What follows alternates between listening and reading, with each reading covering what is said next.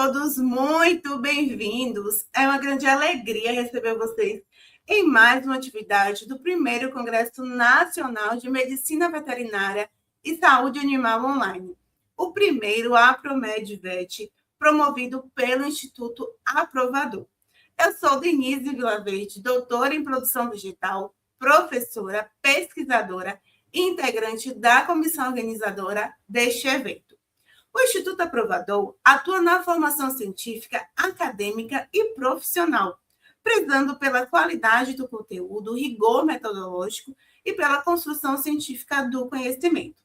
Nesse sentido, o APROMED-VET foi idealizado com o objetivo de fortalecer a formação técnica, científica e profissional de estudantes, pesquisadores, docentes e profissionais da área da medicina veterinária e saúde animal. Nosso congresso está sendo realizado entre os dias 10 a 13 de junho, em formato 100% online, promovendo a troca de conhecimentos, atualização científica e integração entre as diferentes áreas de atuação da medicina veterinária. Agradecemos imensamente a presença de todos vocês e também a disponibilidade do nosso palestrante, que contribuirá com a temática muito relevante para a formação acadêmica e profissional dos participantes. Desejamos que todos aproveitem ao máximo essa atividade, participem, façam anotações, comentários e absorvam o máximo o conhecimento compartilhado. Sejam todos muito bem-vindos e tenham uma excelente palestra. Olá a todos, meu nome é Cássia Eduarda, eu sou médica veterinária e hoje eu estarei trazendo para vocês um pouco sobre coleta e interpretação de exames em felinos. Antes de começar, eu gostaria de agradecer ao primeiro Congresso Nacional de Medicina Veterinária e Saúde Animal Online, o primeiro APROVET, pela oportunidade de estar falando um pouco sobre esse assunto que é tão importante e tão interessante. Eu dividi o assunto em alguns blocos para que a gente possa ter um pouquinho mais de informação sedimentada, para que a gente possa compreender um pouco melhor. O primeiro bloco é a mentalidade cat-friendly no laboratório. Por que que é importante a gente falar disso?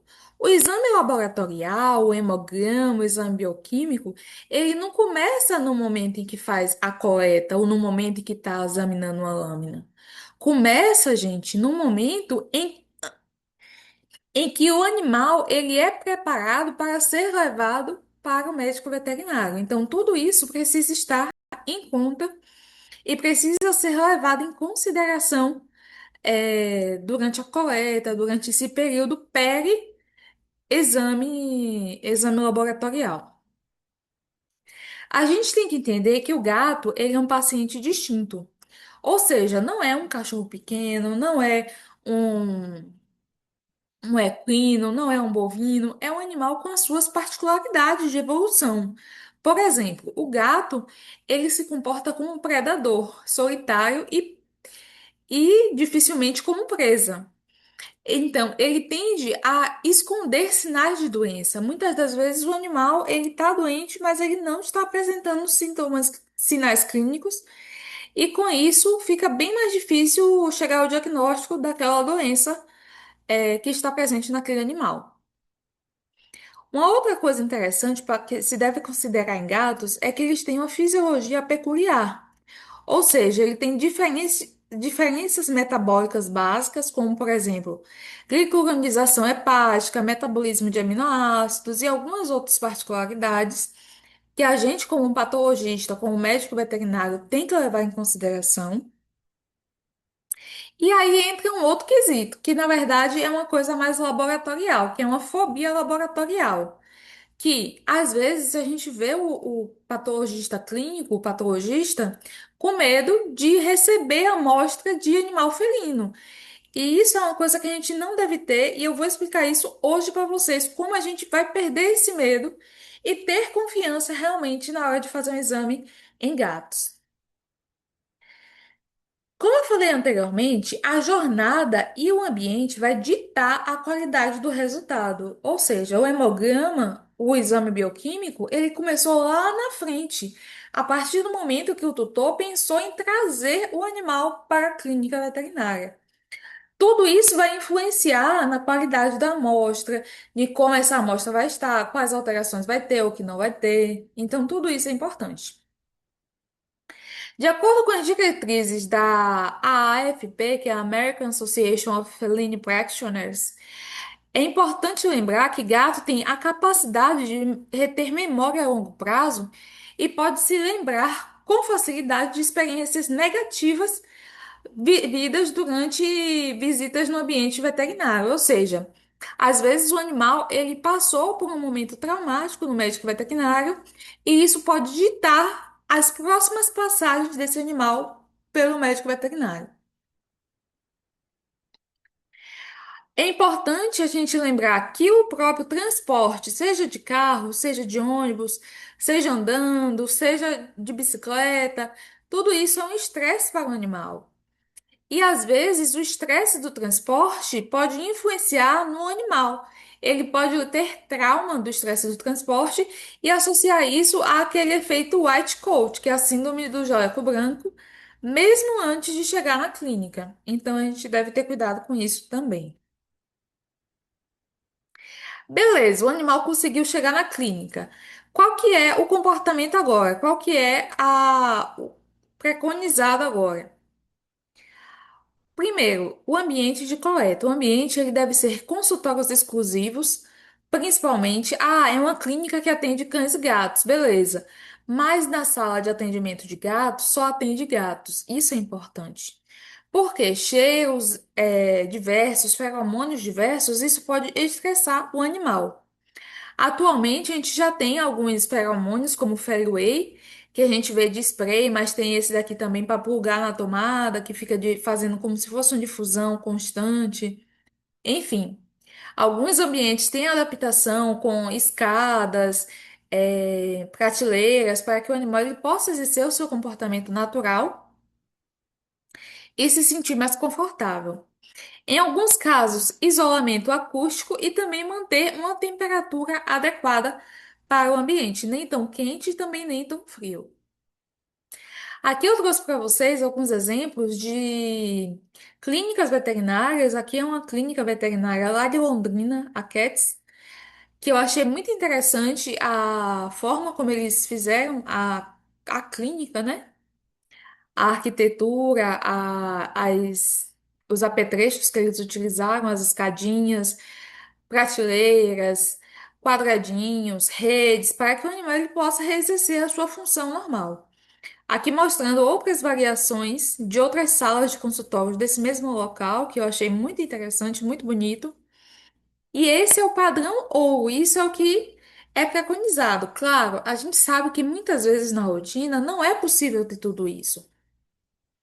Mas às vezes tem um brinquedo, tem um arranhador, tem uma coisinha assim, para que possa distrair o gato, para que ele possa se sentir mais confortável. Isso pode ajudar bastante na hora da coleta e no resultado do exame. Aí, beleza, o animal ele tá lá no consultório, vamos fazer a contenção desse animal. A gente pode fazer a contenção preferencialmente mínima, que a gente pode utilizar uso de toalhas, que é a técnica de burrito, em que enrola o animal todo para evitar lesão no tutor, no veterinário, enfim. Luvas de couro, em alguns casos, pode ser recomendado. Eu vejo usando muito pouco, eu não vejo usando com tanta prática na rotina. E o uso de sedação química, que está ganhando bastante espaço atualmente, que é o uso da GABA e da Dex, que eu vou explicar mais à frente, para ter melhores exames de qualidade. A gabapentina é um analgésico anticonvulsivante que serve para dor neuropática. Só que ela pode ser utilizada também como sedativo. Isso ajuda muito os gatos a se sentirem mais calmos durante eventos estressantes, como, por exemplo, coleta de sangue, coleta de amostras. Então, isso é bastante importante fazer essa medicação. A medicação geralmente ela é feita 2, 3 horas antes do atendimento. Às vezes o tutor está com pressa, às vezes faz ali. rápido, mas não dá tempo de bater direito a gabapentina, às vezes o animal fica mais ou menos. Mas quando possível e quando autorizado pelo tutor, é importante realizar porque tem uma boa eficácia. Tem que tomar cuidado com três grupos de animais, principalmente, que são os hepatopatas, os nefropatas e os animais gestantes, porque isso pode trazer risco para a saúde desses animais. Já o outro sedativo, que é a dexmedetomidina, também conhecida como dexdomitor, é um sedativo e um analgésico potente que causa relaxamento muscular e alívio da ansiedade. Geralmente ele é injetável e isso gera uma resposta mais rápida também do que a gabapentina, por exemplo, em comprimido. Só que tem que ter cuidado porque esse medicamento pode causar bradicardia e também pode causar vômito nos animais. Aqui um exemplo do que a gente tenta evitar. No vídeo que vai se seguir, vai ser uma aplicação de um medicamento, mas isso serve também para contenção, na tentativa de fazer coleta. Isso daqui é o que a gente não quer nunca que aconteça.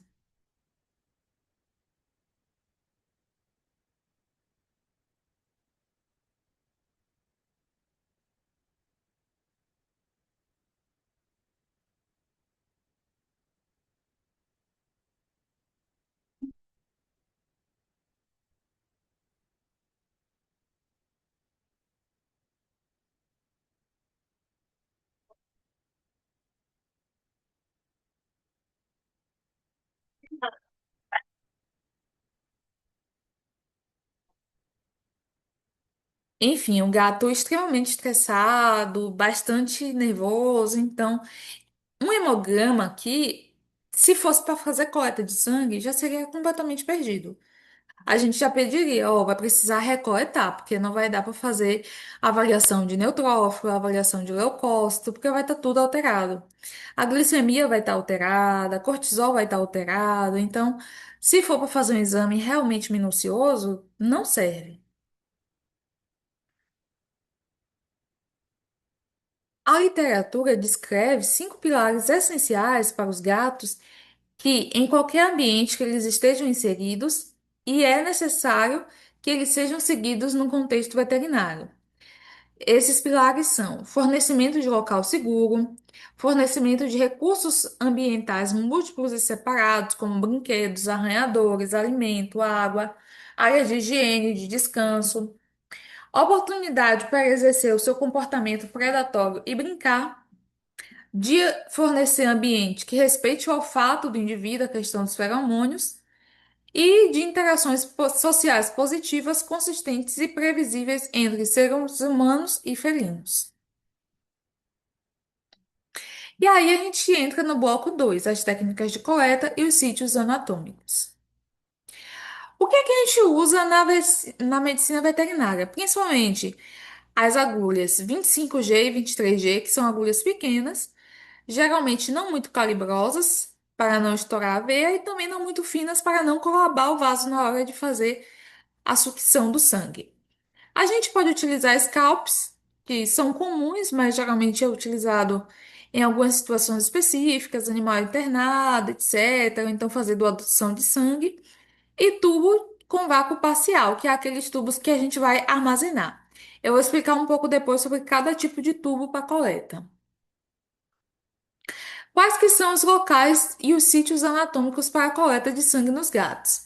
Veia jugular, veia cefálica, safena lateral e a safena medial, que também são algumas opções interessantes. A veia jugular é a regra de ouro para a hematologia. Causa menos embólise e é possível fazer a coleta de maior volume. Aqui uma coleta muito tranquila da veia jugular. Eu achei muito bonito esse vídeo, muito sensacional. Vamos lá. Fala, gente, mais um vídeo bem interessante a respeito de como a gente pode coletar sangue de felinos facilmente. Um colega dando sachê, dando patê, e outro vai ali e faz a coleta. Não esqueçam de me seguir, compartilhem esse vídeo. E se tu for veterinário ou estudante, te convido a conhecer o Vet Felinos, o cérebro digital da Clínica Felino, que está disponível lá no link da minha bio. Um sistema bem completo, atualizado, com mais de 60 doenças. Compartilhe esse vídeo. Então, uma Fala aqui. coleta muito bem tranquila, muito calma. É isso que a gente preconiza. O animal esteja bem, tranquilo, calmo e ser feita a coleta de maneira adequada, correta, limpa. Tudo isso é fundamental. Uma outra via de coleta pode ser a safena medial, que é a queridinha também da felina. Diferente dos cães, a safena medial é extremamente superficial e calibrosa, então é possível também fazer a coleta de uma quantidade boa de sangue e de uma forma também confortável para o animal, que o animal vai permanecer deitado. Como eu falei, né, sobre a safena medial. É o padrão ouro para a coleta de rotina, quando a jugular não é uma opção devido a estresse cervical ou hematomas. O volume médio é excelente para bioquímicos e hemogramas rápidos. E tem o conforto do paciente, porque permite que o gato fique em decúbito lateral ou sentado de lado, o que muitos aceitam melhor do que a extensão do pescoço. Agora, como limitação, tem uma coisa que é a fragilidade vascular. Ela rompe com facilidade, ou seja, pode formar hematomas rápido, principalmente com animais desidratados ou com vasculite. Outra coisa que pode acontecer é a hemólise. Porque, devido a ser um vaso menor, o uso de agulha muito fina ou vácuo excessivo pode causar uma hemólise artefatual nesses animais. E é preciso ter uma contenção adequada, uma compressão na região inguinal para poder fazer a coleta. Isso pode incomodar alguns animais que eles tenham dor na região ali da coluna, em quadril, etc. A veia cefálica, ela não é a primeira escolha embora seja a primeira escolha em cães, ela não é a primeira escolha na medicina felina, principalmente quando for apenas coleta de sangue. Por quê? Ela é indicada mais para coletar volumes muito pequenos, para principalmente teste rápido, como FIV, FeLV ou glicemia de ponta. A cateterização, a sua principal função no gato é o acesso venoso para a fluidoterapia ou fármacos e não a coleta de sangue repetida. E em gatos obesos, às vezes é mais fácil de palpar do que a safena em gatos com maior gordura inguinal. Quais que são as limitações? As plaquetas, que é o grande vilão, a maior taxa de tem uma taxa de maior agregação plaquetária por estresse de fluxo nessa região. Nessa região faz vasoespasmo muito rápido. Se a primeira punção falhar, isso pode bloquear a coleta. E a gente tem que lembrar de preservar para a emergência. Por quê? Se você estourar as duas veias cefálicas tentando colher sangue, onde é que você vai passar o soro se o gato tentar descompensar? Então é sempre importante a gente deixar para depois, como última opção, a coleta na veia cefálica. Aqui um vídeo mostrando a coleta na veia cefálica. O gato está mais ou menos estressado, ele está rosnando, mas foi feita a coleta também de uma forma, de certa forma, bem tranquila. Vou adiantar aqui um pouco o vídeo. Ela fazendo garrote, gato rosnando bastante.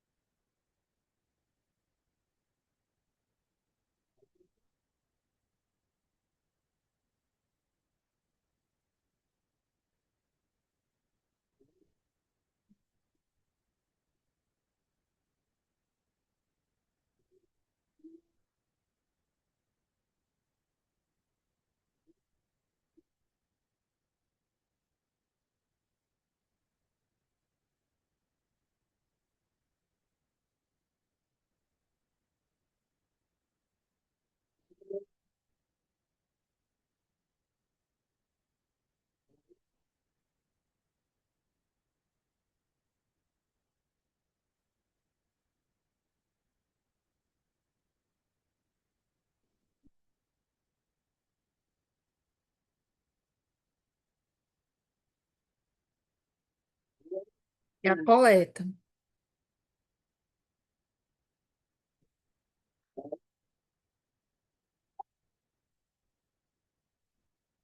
Mas o gato também é estressado. Deixa eu passar pra cá. E aí, beleza, a gente fez a coleta. Em qual tubo que a gente vai coletar? A gente tem que lembrar que existem diferentes tubos e existem diferentes tampas. Para que que serve cada tampa dessa? Só para dizer que é colorido? Não. Nós temos tubo com EDTA, que é esse com a tampa roxa, o principal que é utilizado no hemograma, na hematologia. Temos o tubo com tampa vermelha e com a tampa amarela, que são tubos para exames bioquímicos, hormonais ou sorologias. Temos o tubo da tampa cinza, que é com fluoreto, para dosagem de glicose principalmente. Tubo da tampa verde, que é com heparina, para alguns bioquímicos e hemograma de alvas silvestres. E a concentrato, que tem a tampa azul, que é para exames de coagulação. É sempre importante manter a razão entre sangue e o anticoagulante de forma adequada, e a diluição é realizada 10% e toma-se aproximadamente 0,1 ml de DTA para 5 ml de sangue. Beleza, vamos coletar sangue.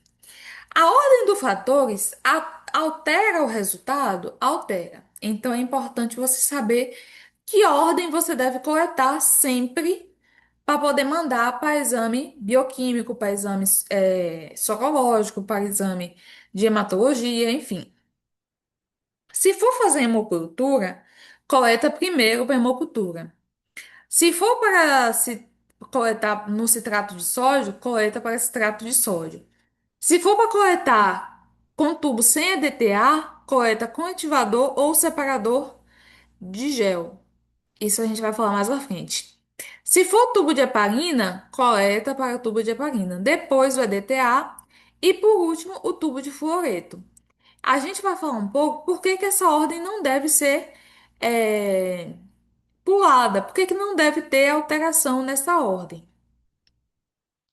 Caso não seja seguida a ordem indicada, pode haver interferência na dosagem de analitos ocasionados por contaminação por aditivos. Os tubos de citrato, que é esse com a tampa azul, para que que serve? Avaliação da cascata de coagulação, como o tempo de protombina, protombina ativada, fibrinogênio, enfim. Em gatos, é utilizado muito para a contagem manual de plaquetas, quando o EDTA causa agregação plaquetária intensa.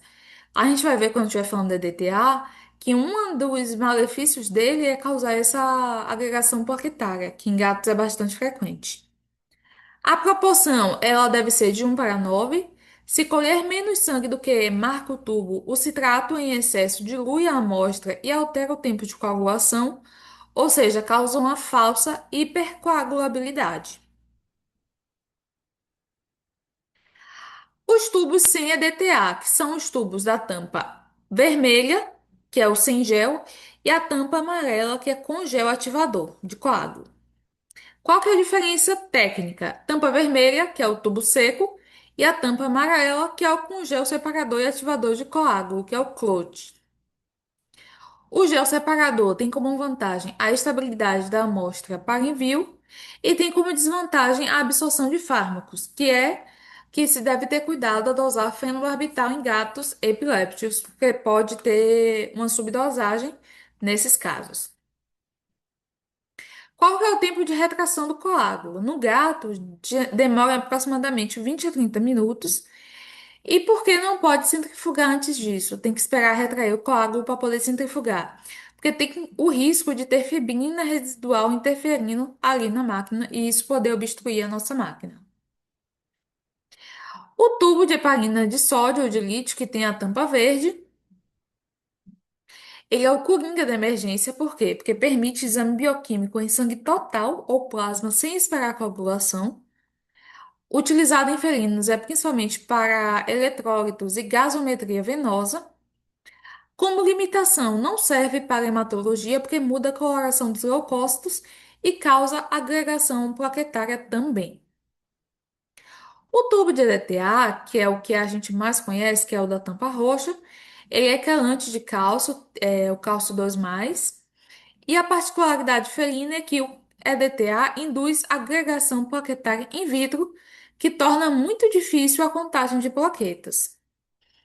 E o volume da amostra é o erro mais comum, que às vezes põe muita amostra para pouca DTA, ou às vezes pouca amostra e muita DTA. Pouco sangue para muita DTA causa esquinocitose, que é um artefato presente nas hemácias, elas ficam como se fossem espinhentas, cheias de espinhos saindo delas, eu tenho foto mais à frente, e tem a redução do volume corpuscular médio também, que pode ser uma coisa que pode estar ocorrendo. E aqui mostrando como a gente deve tratar a amostra de DTA, como a gente deve homogeneizar ou não, né? Aqui mostrando.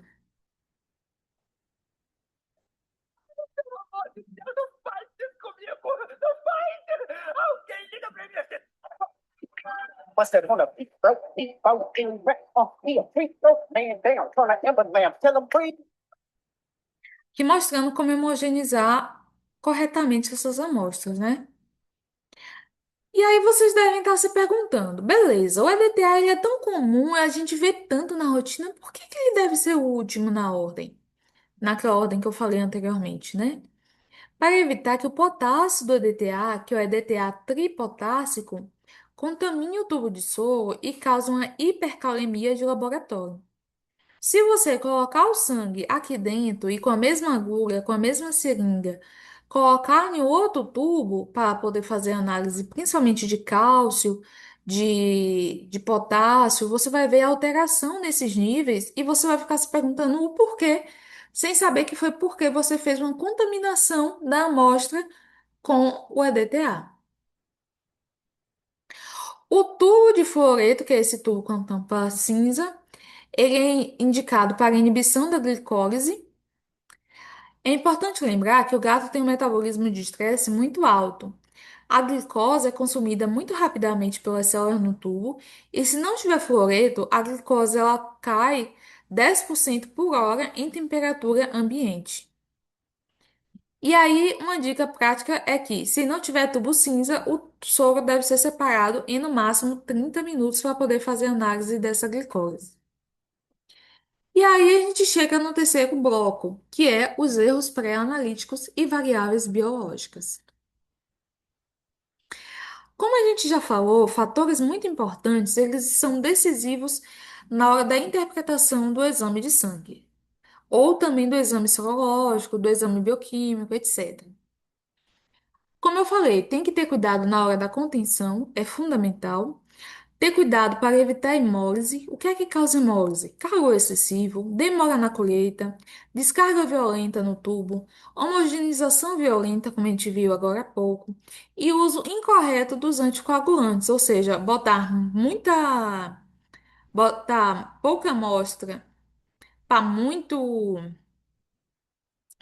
diluente, para muito anticoagulante, isso pode lisar as próprias hemácias ali presentes. E também é importante ter um tempo entre a coleta e a análise. Esse tempo deve ser geralmente mínimo. Como eu já tinha falado sobre a gabapentina, que é o protocolo SHIELD, em que utiliza a dose de aproximadamente 10 a 20 miligramas 2 horas antes, para poder fazer uma coleta mais adequada. Por que que a gabapentina tem sido muito utilizada? Porque ela estabiliza a glicemia e reduz a agregação plaquetária por estresse. É muito importante a gente sempre levar em conta os benefícios que isso pode trazer para a gente como um patologista. Vamos ver aqui esse vídeo de um gatinho reagindo à gabapentina e como ele vai evoluindo ao longo das horas.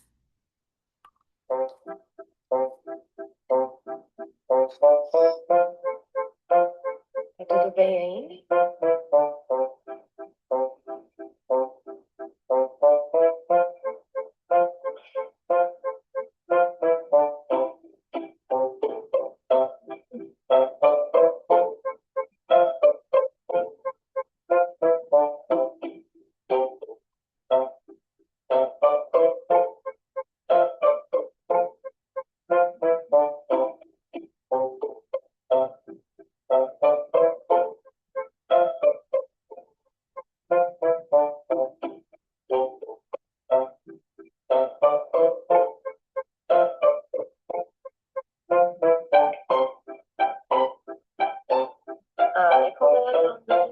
Luciana.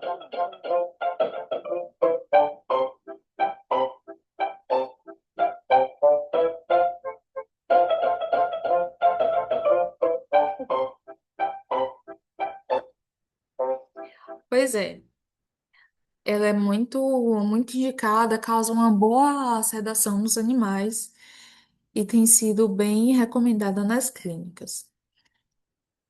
Outra medicação que eu já falei, que é um agonista alfa-2, que é a dexmedetomidina, tem um impacto que causa uma hiperglicemia transitória, porque causa inibição da insulina no pâncreas. Então, não é indicado quando você quer dosar a glicemia desses animais, verificar se tem diabetes, etc. Tem também como impacto a poliúria, devido à diminuição do ADH, do hormônio antidiurético. Isso altera a densidade urinária, então é super importante também.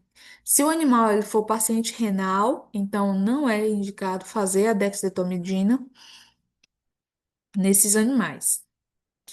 E uma outra medicação que eu não falei anteriormente, que é a acepromazina, que é o acepromazin, conhecido comercialmente, né? Ele é um neuroléptico da classe das fenotiazinas, amplamente utilizado na medicina veterinária como tranquilizante, sedativo de longa duração e medicação pré-anestésica em cães e gatos.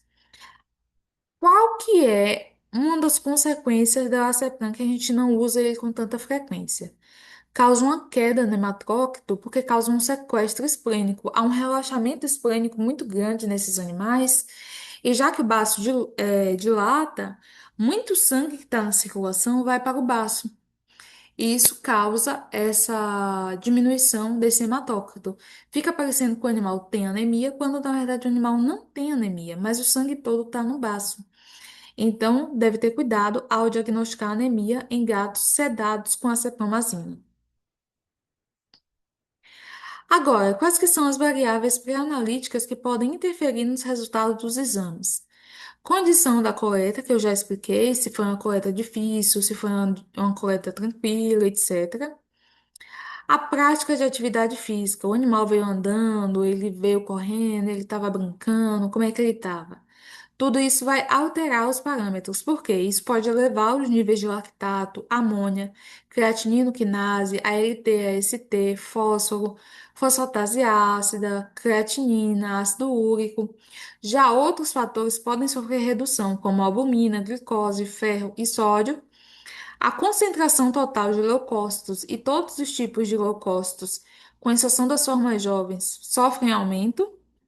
E pode ter trombocitose, policitemia ou eritrocitose, que também são alterações esperadas. Se o animal está sob estresse, agressividade ou medo, ou alterações no comportamento do animal no momento da coleta, pode influenciar no resultado do exame. O garroteamento prolongado, ou seja, ficar fazendo por muito tempo garrote, pode causar hemólise, pode causar hemoconcentração e infiltração de sangue para os tecidos, ou seja, um hematoma, gerando valores falsamente elevados para todos os analitos, além de alteração no volume celular. E também temos a dieta e o tempo de jejum não respeitado. Se o jejum não for respeitado, pode ocorrer lipemia, e no jejum prolongado pode ter alterações na bilirrubina, proteína total, ácido úrico, entre outros, gerando resultados alterados. E aqui mostrando algumas coisas que podem ocorrer, por exemplo, coagulação, presença de coágulo aqui, ó, dentro, que estava dentro do tubo. Aqui outro coágulo dentro do tubo de coleta. Isso daqui, gente, não é indicado. Isso daqui é a amostra que praticamente deve ser jogada fora. Provavelmente foi devido à quantidade inadequada de anticoagulante e sangue e amostra de sangue. Às vezes estresse na hora da coleta, demora muito, coleta muito demorada, pode causar coágulo, então tem que ter muito cuidado. E aí a gente vai para as alterações que podem ser causadas por fatores pré-analíticos, né? Uma delas é a hemólise. Os gatos, eles têm eritrócitos menores e mais frágeis. O uso de agulhas, às vezes 25G, que são aquelas muito finas, podem ter sucção forte no vácuo e com sucção forte no vácuo pode causar hemólise. E qual que é o impacto? Elevação artificial do potássio, embora menor do que em humanos e ALT, e diminuição de eritrócitos, além de aumento da quantidade de hemoglobina. Por que que vai aumentar a hemoglobina, Cássia? Vamos lá. Temos 10 hemácias. 10 hemácias, temos duas moléculas de hemoglobina por cada hemácia. Beleza. Quando a gente vai fazer a dosagem, nós temos um total, uma média de duas hemoglobinas por hemácia. Mas, se houver hemólise e eu lisar 5 dessas hemácias, ao invés de ter uma média de duas hemoglobinas para cada hemácia, nós vamos ter uma média de 4 hemoglobinas. Vai dobrar esse valor, vai ficar parecendo que eu tenho mais hemoglobina do que eu deveria ter. É isso que ocorre quando acontece esse aumento da hemoglobina por conta de hemólise. E aqui mostrando como fica o plasma ou o soro desses animais com hemólise. Aqui nós temos uma coloração normal, meio amarelada, bonitinha, e aqui ao lado nós temos uma coloração vermelha indicando hemólise. Aqui na imagem ao lado nós temos diferentes níveis de glicose, de hemólise, uma hemólise leve, moderada e uma hemólise intensa nesses animais. Uma outra alteração que pode ocorrer é a lipemia, que é comum em gatos pós-alimentação ou com distúrbios lipídicos como obesidade, diabetes mellitus tipo 2, etc. E por que que isso é interessante da gente saber que está tendo para ver na hora da análise? Porque interfere na leitura colorimétrica de proteínas totais e hemoglobina. O exame que é feito para medir proteínas, gente, é passado por um espectrofotômetro. O espectrofotômetro, ele pega a imagem, um feixe de luz e atravessa ali aquele tubo e o resultado vai ser a quantidade de feixe de luz que chega do outro lado. Se o líquido, ao invés de estar límpido, está turvo dessa forma ou dessa, os feixes de luz vão passar, mas eles vão ser impedidos de chegar do outro lado de maneira adequada. Então, isso vai dar alteração na leitura desses parâmetros. Uma dica: o jejum de 8 a 12 horas é o ideal, mas em gatos, o jejum prolongado deve ser sempre monitorado para evitar lipidose em gatos obesos, ou seja, nem ser lipemia, nem ter, é, nem ter lipidose nesses animais, tem que ter cuidado. E aí a gente entra na tríade do estresse, a famosa tríade, né? Que é a de glicose, alteração de lactato e alteração do leucograma. A contenção errada invalida o exame antes mesmo dele chegar na máquina. Importante lembrar. A glicose, o que é que acontece? Gatos, eles fazem hiperglicemia por estresse muito fácil mesmo. Eles podem atingir acima de 300 miligramas por decilitro apenas por medo. E acima de 300, o animal ele já é considerado diabético, então tem que ter muito cuidado na hora de avaliar isso. Uma forma de avaliar é utilizando a dosagem da frutosamina. A frutosamina, ela reflete as últimas 2 a 3 semanas e é essencial para não diagnosticar diabetes mellitus por erro de coleta. O lactato hiperbárico, ele geralmente aumenta quando tem esforço muscular, principalmente quando está tendo uma contenção daquele animal, um animal muito furioso, e isso pode mascarar a perfusão tecidual real em gatos críticos. E entramos então no leucograma por medo ou por estresse.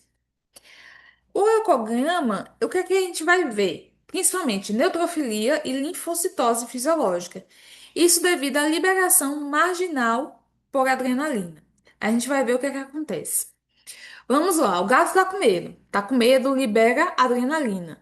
A adrenalina, ela vai fazer o seguinte, vai pegar todo aquele pool marginal que está passando aqui no vaso, todo esse pool marginal que fica aqui nas adjacências do vaso e vai jogar ele para dentro do vaso, para ele ser parte do pool circulante. Isso vai dar uma impressão de que vai aumentar a quantidade de leucócitos. Só que, na verdade, não é um aumento exatamente. É porque trouxe do pool marginal para o pool circulante, esses leucócitos. A adrenalina, ela aumenta o fluxo sanguíneo e a pressão hidroestática, além de alterar a expressão de moléculas de adesão, que são as selectinas. Isso faz com que os leucócitos que estavam marginais sejam varridos para o centro do vaso, que é o pulso circulante. E qual que é o resultado no hemograma? A máquina ela vai colher o sangue do centro do vaso e agora os leucócitos marginais estão circulando e a contagem global vai subir rapidamente, levando a um quadro de leucocitose. Aqui demonstrando novamente como é que ocorre, nós temos o pool marginal, que é uma quantidade de células que ficam aqui nas margens do seio vascular, geralmente não interage muito com o pulso circulante. E o que é que vai acontecer quando o animal tiver com medo, quando tiver liberação de adrenalina? Esse pool marginal, ele vai ser descolado daqui dessa margem e ele vai vir então para o pulso circulante, aumentando a quantidade dessas células. É importante a gente lembrar que vai ter neutrofilia, vai ter aumento da quantidade de neutrófilos. Só que vai ser um aumento sem desvio à esquerda, ou seja, sem a presença de bastonetes, metamielócitos, mielócitos. A gente não vai ver esse aumento. A gente vai ver puramente aumento de leucócitos segmentados, leucócitos maduros, beleza? Isso é muito importante porque a gente precisa diferenciar se está tendo um processo inflamatório ou não, um processo infeccioso, etc. Então, é importante a gente avaliar para procurar se tem bastonetes ou não para poder dar esse diagnóstico adequado. Diferente de outras espécies, o gato apresenta uma linfocitose de estresse muito marcante e o pool marginal de linfócitos nos gatos, e especialmente no baço, é proporcionalmente maior. A contração esplênica induzida pela adrenalina injeta esses linfócitos na circulação, causando também um processo de linfocitose. Em gatos jovens, o número de linfócito pode dobrar em questão de minutos quando eles estão sob estresse. E aqui a gente tem que lembrar de uma coisa: existem dois tipos de estresse, estresse agudo e estresse crônico. No estresse agudo, nós temos principalmente a adrenalina, que ela é responsável pelo medo. Enquanto que no estresse crônico, nós temos aumento do cortisol. A gente tem que ter cuidado com esses dois tipos de estresse. No estresse agudo, nós temos uma leucocitose acentuada. No estresse crônico, uma leucocitose moderada. No estresse agudo, uma neutrofilia madura. No estresse crônico, também. No estresse agudo, nós temos linfocitose, aumento de linfócitos. No estresse crônico, nós temos linfopenia, diminuição de linfócitos. No estresse agudo, os eosinófilos eles estão normais, enquanto que no estresse crônico nós temos uma eosinopenia. E o tempo de estresse agudo geralmente é de minutos, horas, enquanto que o estresse crônico ele demora horas a dias. É sempre importante. E aí, o pulo do gato. Se o hemograma mostrar neutrofilia mais linfopenia, o gato está doente, ou seja, ele está com leucograma de estresse por cortisol ou esteroide. Se tiver neutrofilia e linfocitose, o gato está apavorado, ou seja, um leucograma de estresse por adrenalina. E aí a gente entra em um outro processo, que é a pseudotrombocitopenia. A pseudotrombocitopenia é o erro mais comum em gatos e o equipamento ele pode contar zero ou baixo, mas o gato está normal na quantidade de plaquetas. A ativação de plaquetas é imediata na coleta, devido ao estresse e fluxo turbulento. O laudo ele pode acusar trombocitopenia severa e o clínico ele pode suspeitar então de PIF ou de FeLV. É importante lembrar que as plaquetas em gatos são maiores e mais reativas do que cães, ou seja, elas são bem mais sensíveis a qualquer alteração. E aí, o que é importante sempre fazer? Coletou para hematologia, faz um esfregaço sanguíneo. Quando? Imediatamente, o mais rápido possível. E aí você vai fazer, você como patologista clínico, como patologista, vai observar a franja da lâmina em busca de agregados, que são esses clamps. A gente vai ver essa parte aqui que está numerada como 3 e a gente vai avaliar a presença de clamps dessas plaquetas. Aqui mostrando novamente mais clamps. No EDTA ocorre muito essa alteração. Por isso que muitas vezes a gente usa o citrato de sódio para poder debelar esse tipo de alteração. Como eu falei, o citrato de sódio ele é bem mais suave nessa questão de agregação plaquetária e é o que é mais indicado para poder fazer a contagem realmente de plaquetas e fatores de coagulação. Aqui demonstrando um, um esfregaço sanguíneo com EDTA, causando uma falsa trombocitopenia, a presença daqueles clamps, e aqui com citrato em que mostra uma contagem mais fidedigna. Vejam que as plaquetas elas estão todas separadinhas, todas bonitinhas. E aí a gente tem um tubo super chique, que é o tubo CTAD, que é o citrato teofilina adenosina dipiridamol. Esse tubo, gente, é um super tubo, é um tubo muito chique, que inibe a ativação plaquetária de forma muito eficiente. É difícil achar na rotina, mas na medicina felina de elite é o padrão ouro para evitar agregação plaquetária. É muito raro, mas vocês podem encontrar em clínicas especializadas em felinos. E aí a gente tem os microtubos, que são os tubos microtenner. Eles recebem 0,5 ml de sangue e às vezes é importante lembrar que em gatos, às vezes menos é mais. Importante lembrar que colher 5 ml de um gato idoso ou anêmico é iatrogenia. Você está prejudicando o seu paciente para tentar coletar sangue, mas não vai valer a pena você tirar sangue daquele animal para poder fazer vários exames e depois prejudicar o próprio animal. Sobre o armazenamento e transporte, a temperatura ideal deve ser mantida e o tempo máximo para esfregaço deve ser idealmente o imediato, deve se fazer sempre o mais rápido possível. Lembrar que sangue é um tecido vivo, ou seja, assim que sai do gato e entra no tubo, as células começam a sofrer degeneração. O EDTA ele preserva a morfologia, mas por tempo limitado, isso é importante lembrar. E o tempo ideal para o esfregaço é imediatamente após a coleta, com o sangue fresco, sem anticoagulante, ou no máximo até 1 hora com o sangue no EDTA. Por que que o esfregaço imediato é o padrão ouro? Primeiro, prevenção de artefato. Evita a formação de equinocitose, que são as hemácias pinçadas, e a vaporização de neutrófilos, que podem ser confundidos com sinal de toxicidade ou de infecção. Preservação das plaquetas. Minimiza a agregação que ocorre conforme o sangue descansa no tubo. E para a detecção de parasitas é super importante porque parasitas como Mycoplasma haemophilus pode se desprender das hemácias após algumas horas no refrigerador, gerando falsos negativos. Aqui mostrando os esquinócitos que podem ocorrer se demorar demais para poder fazer a lâmina. E esses esquinócitos, eles ocorrem também quando tem muita quantidade de TA para pouca amostra. E onde guardar a amostra? O sangue total para o hemograma deve ser mantido sob refrigeração de 2 a 8 graus, ou seja, na geladeira.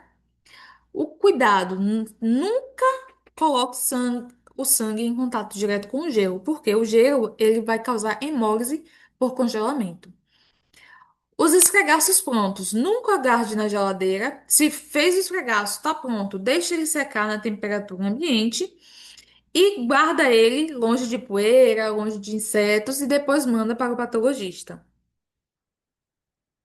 Esses foram alguns artigos e alguns livros que eu utilizei para poder fazer essa palestra, para poder estar comunicando um pouquinho melhor com vocês sobre isso.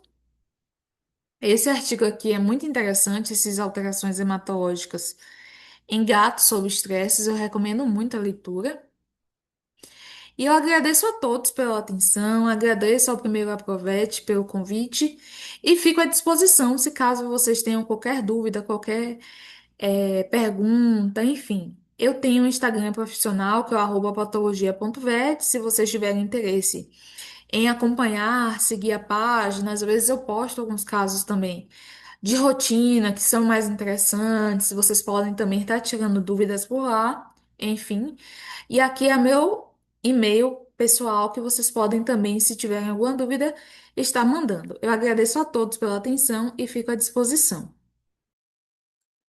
Chegamos ao final de mais uma atividade do Congresso Nacional de Medicina Veterinária e Saúde Animal Online. O primeiro, APROMED-VET. Em nome da comissão organizadora, gostaríamos de agradecer imensamente ao nosso palestrante pela disponibilidade, pelas excelentes contribuições e por compartilhar conosco conhecimentos tão importantes. Agradecemos também a todos os participantes que acompanharam esta atividade. Esperamos que essa palestra tenha contribuído para ampliar a formação acadêmica, técnica e profissional de todos vocês. Continue acompanhando a programação do primeiro APROMED-VET. Participem das próximas atividades e aproveitem ao máximo tudo que preparamos para vocês. Muito obrigado pela presença de todos vocês e até a próxima atividade.